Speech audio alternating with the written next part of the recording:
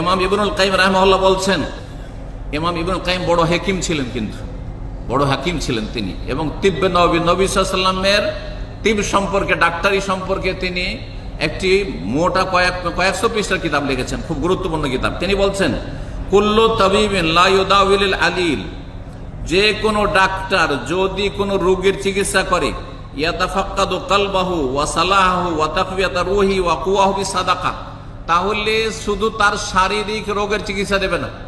যদি সত্যিকারের ডাক্তারের মতো ডাক্তার, চিকিৎসকের মতো চিকিৎসক হয়, তাহলে শুধু তাকে ওই প্যানাডোল আর অমুক তমুক ট্যাবলেট, ক্যাপসুল, ইনজেকশন এইসব শুধু দেবেন না, বরং একজন মুসলিম যদি ডাক্তার হয়, বিজ্ঞ ডাক্তার, তাহলে সেই ব্যক্তির অন্তরের সন্ধান চালাবে, তার অবস্থা কেমন, তার মধ্যে সততা কতটুকু, তার আধ্যাত্মিকতা কতটুকু, রুহানিয়াত তার মধ্যে কতটুকু রয়েছে, এবং সেটা করবে কিসের মাধ্যমে? দান সাদাকার মধ্যে। তাকে বলবে দান সাদকা করো, ঠিক আছে, আমার কাছে চিকিৎসা করছো, ওষুধ নিয়ে গেলে তুমি দান সাদকাও করো, জি। এবং জনকল্যাণমূলক কাজ করে মানুষের উপকার করবে, আল্লাহমুখী হবে, পরকালমুখী হবে।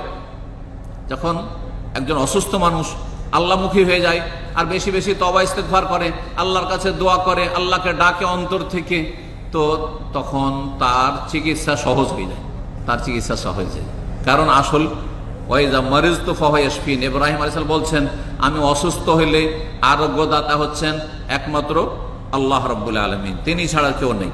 তারপরে তিনি বলছেন, ফালাইসা বিতাবিবিন বাল মুতা, কোন ব্যক্তি যদি শুধু শুধু এই পার্থিব ঔষধ দিয়ে চিকিৎসা করে আর এইরকম একটু গাইডলাইন দিল না যে তুমি দান সাদকা করো বালা মুসিবত থেকে বাঁচার জন্য, রোগ মুক্ত হওয়ার জন্য, এসব যদি না বলে, তাহলে সেই ব্যক্তি হচ্ছে ফুটপাতিয়া ডাক্তার, মোতাব্বেবুন, মানে যে ডাক্তার নয় কিন্তু ডাক্তার সেজেছে, কোয়াক ডাক্তার, যারা লেখাপড়া না করে কোয়াক ডাক্তার যারা, জি।